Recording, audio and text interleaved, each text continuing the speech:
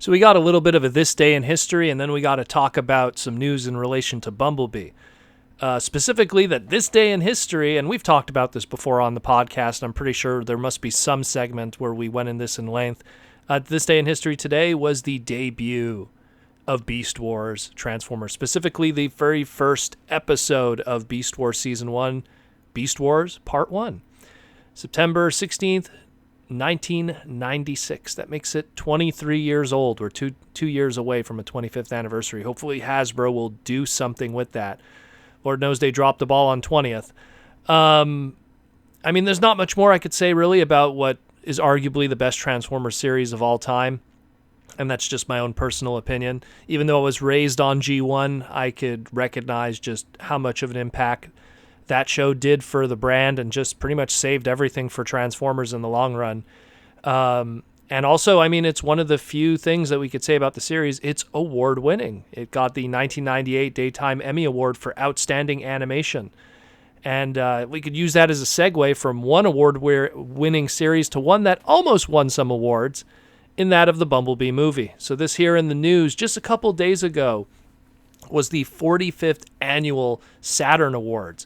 For people who aren't aware, the Saturn Awards are an award ceremony directed specifically at science fiction, horror, and, you know, that kind of genre of movie making. And it's kind of done in a way because the Academy Awards sometimes like to ignore that portion of storytelling. And so the Saturn Awards were created in 1972 to be its own award ceremony to celebrate storytelling in that manner, of all that fun stuff that we all as fans love.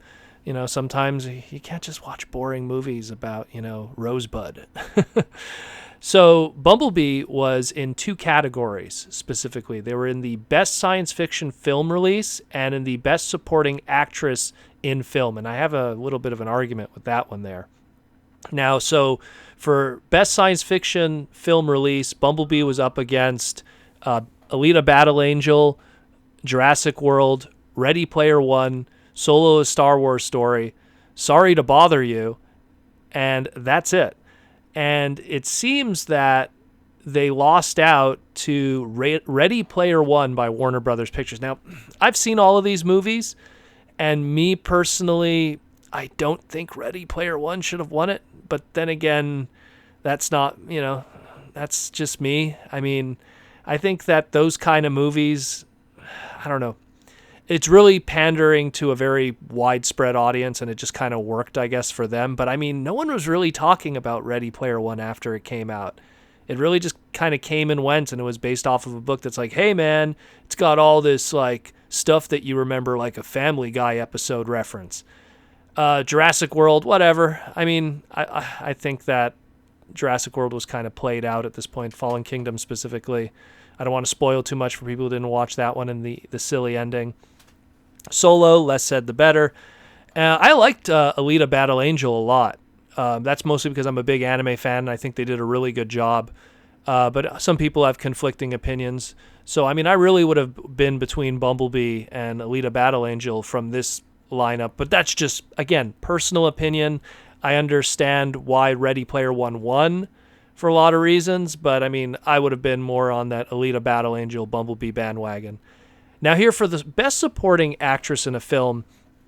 So Hailee Steinfeld is put as a supporting actress in this category, and I find that very bizarre because in a lot of ways, I feel she is the star of the movie.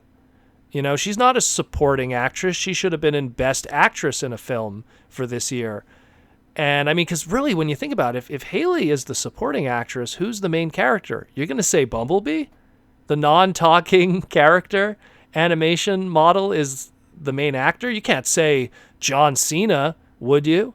You know, like, I don't know. I think that's kind of a cop-out to not give Hailee a chance to be in the Best Actress category. And it's not that I'm like trying to back her up or anything. I just think from a you know, a factual standpoint, it doesn't make any sense. And ultimately, in the end, on the Best Actress category, Jamie Lee Curtis won it for Halloween. So I think Hailee probably would have had a way better chance if she was on that Best Actress category, because if and again, I don't hate Jamie Lee Curtis. I mean, I loved her in, like, you know, True Lies and a lot of stuff like that.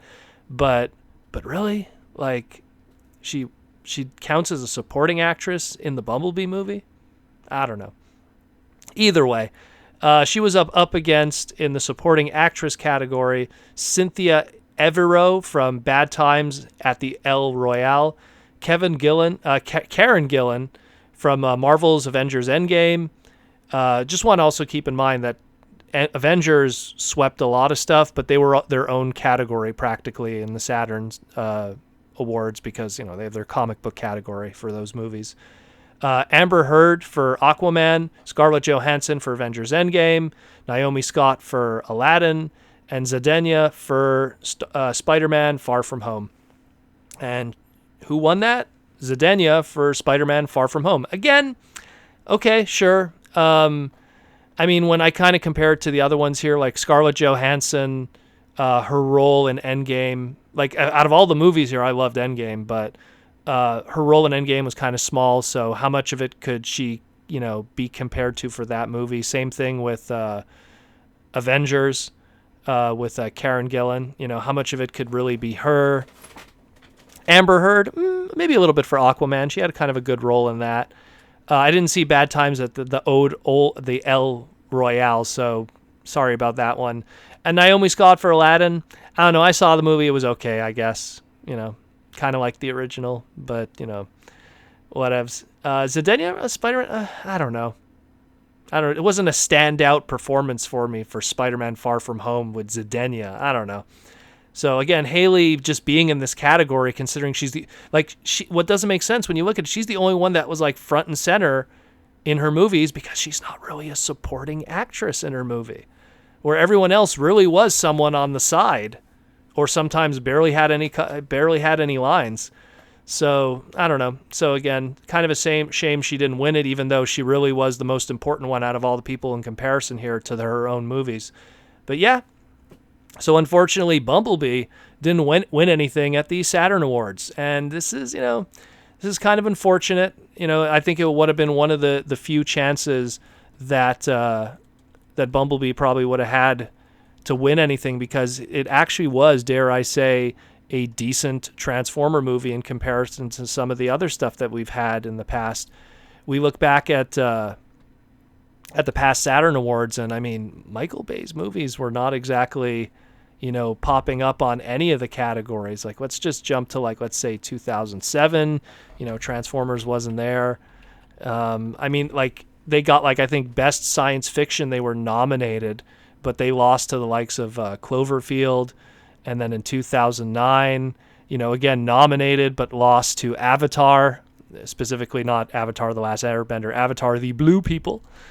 And then when we jump to, let's say, 2011 with Dark of the Moon, didn't even make it that time around for Dark of the Moon, but that was also kind of the decline of the Michael Bay movies, and when Transformers wasn't making as much money. And then we just jumped to 2012 with some of the Avengers kind of was making in full swing there, just wasn't even showing up anymore. So Bumblebee would have been one of the good chances for Transformers to actually win an award at the Saturn Awards, and didn't happen this time. And I think it's mostly because Hailee was put into the wrong category. Maybe she would have stood a chance against Jamie Lee Curtis, who would have just been running away from someone trying to stab her in Halloween. So I don't know. Anyways, let me know what you think about this.